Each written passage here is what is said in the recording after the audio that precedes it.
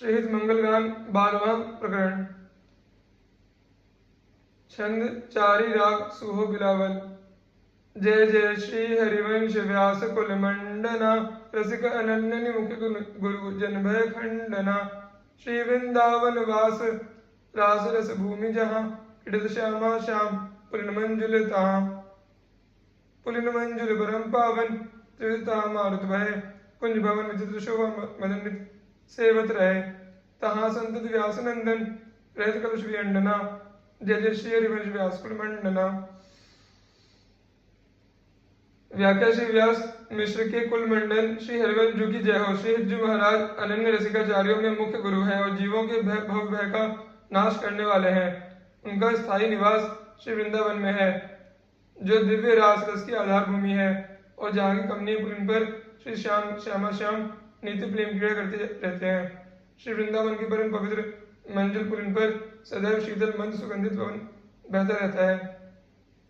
यहाँ के कुंज भवन की शोभा अत्यंत अद्भुत है और सौंदर्य का अधिष्ठात्री देवता अनंत कामदेव इस कुंज भवन का श्रृंगार करते रहते हैं।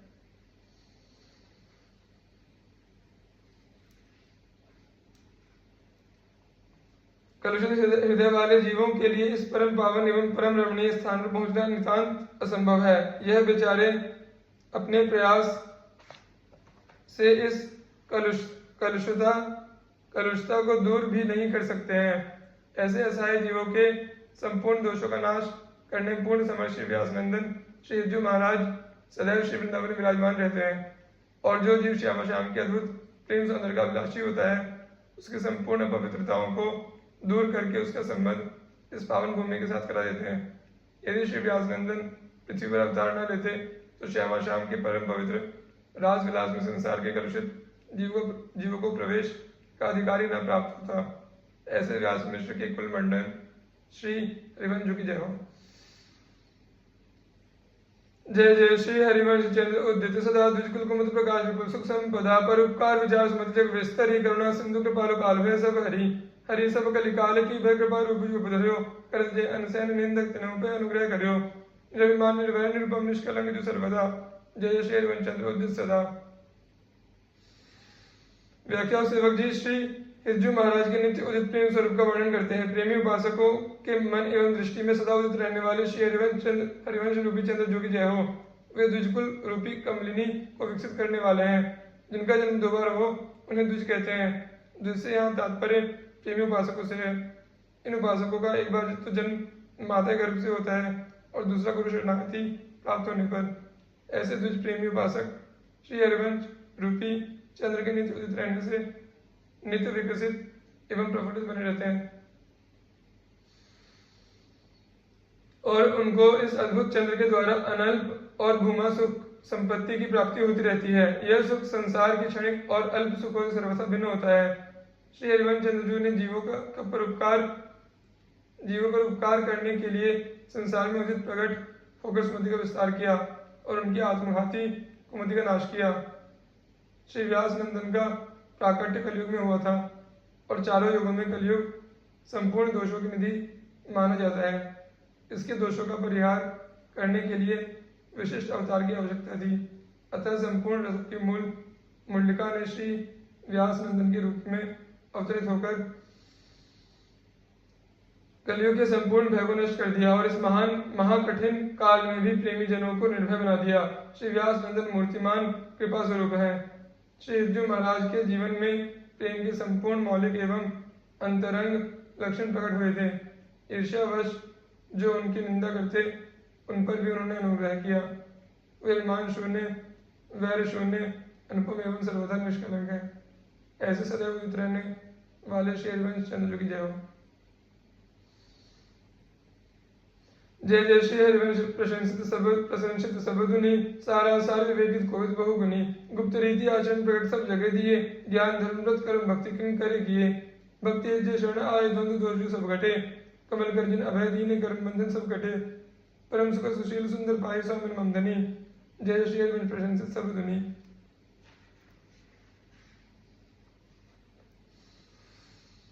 व्याख्या तीसरे छंद में सेवक जी ने श्री हिज्जू महाराज के आचार्य स्वरूप का वर्णन किया है। श्री व्यासनंदन ने अपने धर्म की स्थापना के लिए किसी अन्य धर्म का खंडन नहीं किया, इसलिए सारा संसार उनकी प्रशंसा करता है। वे बहुज्ञ एवं गुणों से युक्त हैं। अतः एक और तो उन्होंने धर्म के क्षेत्र में सार और असार का निर्णय किया और जीव की आत्मोन्नति के लिए जो बातें उन्होंने अनावश्यक समझी उनका आरंभ से त्याग कर दिया। दूसरी ओर रस के क्षेत्र में भी उन्होंने नीर क्षीर का विवेक किया और रस के सहज उदारता, उज्ज्वलता, नित्यता, अविच्छिन्नता, एक रसता आदि गुणों का के विरोधी जो तत्व उसमें समाविष्ट हो गए थे उनको उन्होंने दूध में मिले पानी की भांति दूर कर दिया। उन्होंने श्रृंगार रस की गुप्त रीति को श्री श्यामा श्याम की केली में प्रकट रूप से आचरित होते हुए दिखलाया, जिससे सारे संसार को इस रहस्यमय प्रेम क्रीड़ा को समझने में बहुत सुविधा हो गई। यदि वे केवल रस के सिद्धांत का वर्णन करते और उसको लीला में क्रियान्वित होते हुए न दिखलाते तो जीवों का इतना अधिक उपकार न होता। साथ ही शुद्ध एवं अनन्य प्रेम लक्षणा भक्ति के समुचित एवं पूर्ण विकास के लिए उन्होंने ज्ञान, धर्म, व्रत एवं कर्म को भक्ति का अनुचर बना दिया। अर्थात उन्होंने ज्ञान, धर्म, व्रत और कर्म को अंगीकार वहीं तक किया जहाँ तक प्रेम भक्ति के पोषक रहते हैं। इनमें से किसी को भी उन्होंने प्रेम भजन का अंग नहीं माना। जो जीवन के द्वारा प्रतिपादित प्रेम भक्ति की प्राप्ति की आशा से उनकी शरण में आए, उनके सारे सुख दुख शीतोष्ण आदि द्वंद्वों के दोष कम हो गए। उन्होंने कृपा करके जिसके मस्तक पर अपना हस्त कमल रख दिया वह अभय पद को प्राप्त हो गया और उसके सारे कर्म बंधन कट गए। परम अद्भुत चरित्र वाले श्री हिज्जू महाराज के गुणों का वर्णन करते करते श्री सेवक जी का हृदय भर आता है और सहसा बोल उठते हैं, ऐसे परम सुखदाता सुशील एवं सुंदर हे मेरे स्वामी, मेरे प्रेम भाव की रक्षा करो। संपूर्ण संसार द्वारा प्रशंसित श्री हरिवंश जो की जय हो। जय जय श्री हरिवंश नाम गुण गाई है, प्रेम लक्षणा भक्ति सुदृढ़ गई पाई है। अरुबाड़े रस दीति विधि चित नाटर है, जीति विषम संसार कृत जग विस्तर है। विस्तर है सब जग विमल की रीति साधु संगति नाटर है। वास वृंदा विपिन पाई श्री राधिका जो कृपा करे, चतुर्जुगल किशोर से दिन प्रसाद में पाई है। जय जय श्री हरिवंश नाम गुण गाई है। व्याख्या सेवक जी इस छंद में श्री हरिवंश नाम के प्रताप का वर्णन करते हैं। वे कहते हैं जो उपासक श्री हरिवंश के नाम और गुणों का गान करेगा उसको पहला लाभ यह होगा कि उसके हृदय में सुदृढ़ प्रेम लक्षणा भक्ति उदय हो जाएगा। दूसरा लाभ यह होगा कि उसके हृदय में श्याम श्याम की अविच्छिन्न प्रीति का वास हो जाएगा, जिसके कारण उसके मन में प्रतिक्षण रस रीति बढ़ती रहेगी। चित्त में प्रीति के निरंतर स्फुरन से वह इस विषम संसार को जीत लेगा, उसकी कीर्ति संसार में फैल जाएगी। यह उसको तीसरा लाभ होगा। चौथा लाभ यह होगा कि संसार में उसके प्रेम का यश फैल जाने से प्रेमी साधुजन उसकी ओर आकृष्ट होंगे और उसके कुसंग का नाश होकर सदैव साधुजनों का संग मिलता रहेगा। पांचवा लाभ यह होगा कि उसको श्री राधिका जो की कृपा प्राप्त हो जाएगी, जिसके फलस्वरूप उसको अखंड श्री वृंदावन वास मिल जाएगा। इस प्रकार श्री युगल किशोर का चतुर्था पूर्वक भजन करने वाले सेवक को नित्य उनका कृपा प्रसाद प्राप्त होता रहेगा। ये सारे लाभ उस जीव को प्राप्त होंगे जो श्री हरिवंश के नाम और गुणों का गान करेगा। जय जय श्री मंगल गान प्रकरण, जय जय श्री हरिवंश। श्री पाक्य धर्मी 13वां प्रकरण।